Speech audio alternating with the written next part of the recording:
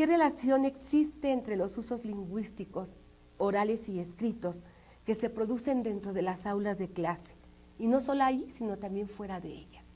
Las relaciones que hay entre los usos orales y escritos que se producen dentro del salón de clase y los que se producen fuera del salón de clase, claro, depende mucho de la procedencia del alumnado, por un lado, del tipo de escuela, por otro lado, pero en principio yo diría que de manera general, en demasiadas ocasiones existe una especie de abismo entre lo que sucede fuera del salón de clase y lo que sucede dentro del salón de clase.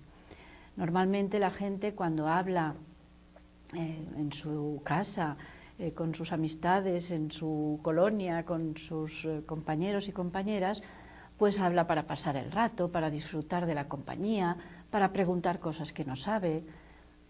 Sin embargo, dentro del salón de clase se produce muchas veces una especie de, como de teatro, en que la maestra o el maestro preguntan cosas que saben, y que saben muy bien, mucho mejor que sus estudiantes, pero les piden que respondan como si ellos no supieran nada.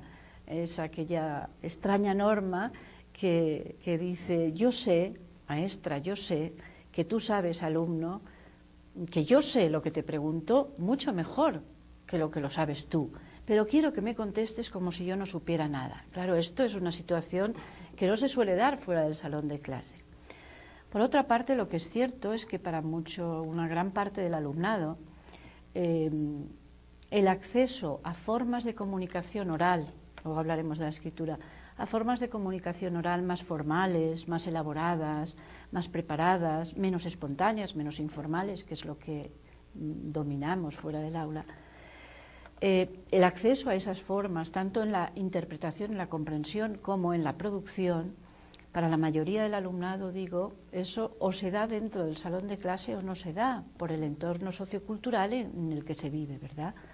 Por lo tanto, yo creo que por una parte hay grandes, podríamos llamar, discontinuidades entre lo que sucede fuera del salón de clase y lo que sucede dentro, y lo que habría que hacer es tender puentes para que no exista un abismo entre esos dos espacios, digamos, vitales, sino que exista continuidades, establecer continuidades, aprovechar todo lo que saben los niños y las niñas, que es muchísimo, porque conversar espontáneamente y saben argumentar y conseguir que el papá o la mamá les deje salir por la noche o les deje, todo eso lo saben y lo saben hacer muy bien. Entonces, aprovechar todo lo que saben y abrirles puertas, valorar lo que saben y abrirles puertas para que puedan acceder a otras formas de comunicación oral. Muy bien.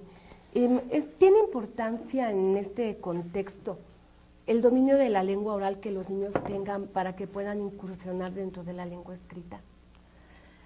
Yo creo que sí, yo creo que sí. Yo creo que precisamente uno de estos puentes que decía entre lo que sucede fuera del aula y lo que sucede dentro del aula sería partir de lo que saben hacer oralmente, ir proporcionando instrumentos para que preparen intervenciones orales más elaboradas, más formales, más pausadas, con una preparación previa que muchas veces se hace a través de la escritura, de la lectura de textos que nos den argumentos para aquello que vamos a decir. Y de esa manera ese tipo de actividades orales pueden servir precisamente como puentes para luego trabajar por escrito. Es decir, que si primero leen un artículo, leen un cuento o ven un programa en la televisión o analizan unos comerciales, luego eso se comenta oralmente en clase, por equipo se trabaja y luego a partir de lo que se haya hablado se puede llegar a escribir algo pequeñito. La mayoría del alumnado que tenemos, sobre todo los de niveles inferiores, están acostumbrados, como decía antes, a un tipo de comunicación oral, informal, que funciona perfectamente fuera del salón de clase, en su entorno familiar, amistoso, etc. Pero en la escuela se les pide que hablen de otra manera, y además también que escriban, pero que hablen de otra manera.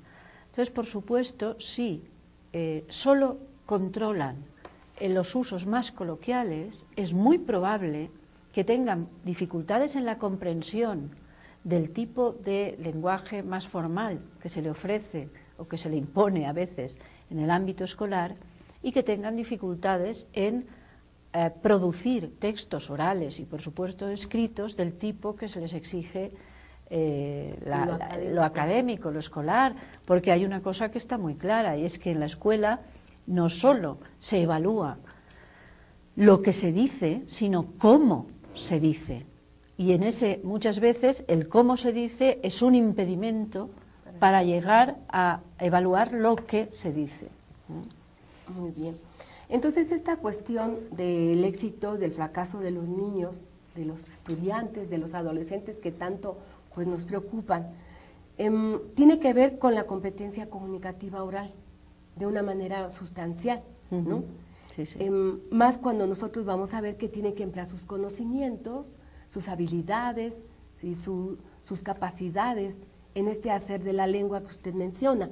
Entonces, ¿cómo podemos contribuir para el desarrollo de la competencia comunicativa oral del alumnado?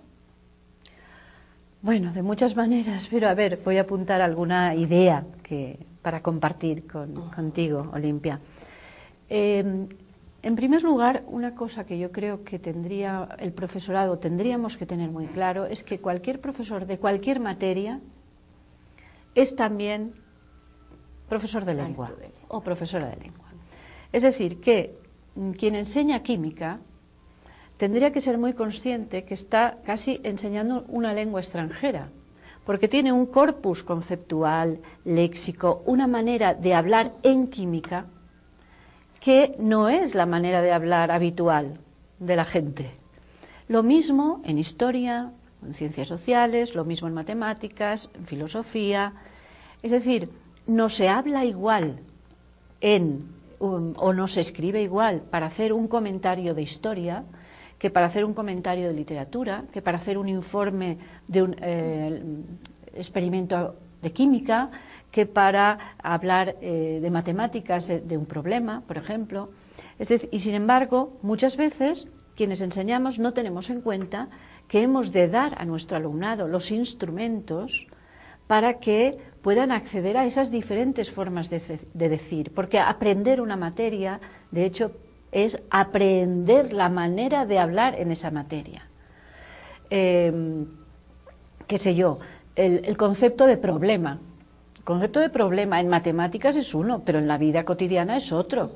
Un ejemplo de una niña que le decía a su papá que estaba trabajando en la computadora: papá, quiero jugar con la computadora. Tenía 6 años esta niña. Papá, que quiero jugar.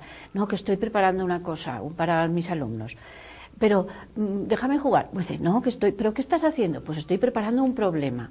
¿Pero qué problema? Y dice, pues nada, una niña que tiene 200 pesos y se quiere comprar unos dulces y la niña le corta y dice, ¿y qué problema tiene la niña si le sobra plata? Claro, claro. Es decir, que el concepto de problema, el concepto de masa, de fuerza, de las raíces cuadradas, además, en matemáticas, todo eso que se dice que es el lenguaje unívoco de la ciencia, está lleno de metáforas, las matrices, la pirámide, y todo eso, claro, los niños y las niñas vienen a la escuela con concepciones previas de lo que son esos términos. Así es. Y esas concepciones no las podemos obviar y decir no existen. Y aquí matriz quiere decir esto y pirámide quiere decir aquello. No, hemos de aprovechar todo lo que saben hasta poder llegar a esos conceptos que en ese ámbito del saber, de las matemáticas, de la química o de la lengua o de la literatura, tienen un valor unívoco, pero solo en ese campo. Entonces, ¿qué opinas con respecto a estas formas, a estos códigos que ellos están inventando que son creativos? Sí, sí, ¿no? sí. ¿Qué opinas respecto a la forma en que escriben los niños, los adolescentes y los jóvenes en los chats o a través de los celulares, que es lo que tienen más a mano? Bueno, a mí me admiran, me maravillan, porque considero que nos están demostrando todo lo que son capaces de aprender a hacer y todo lo que son capaces de crear a través del lenguaje y adecuándose a diferentes canales modernos, actuales, que para nosotros son aún un poco ajenos y para ellos son como una extensión de su brazo, ¿no? Los teclados diferentes.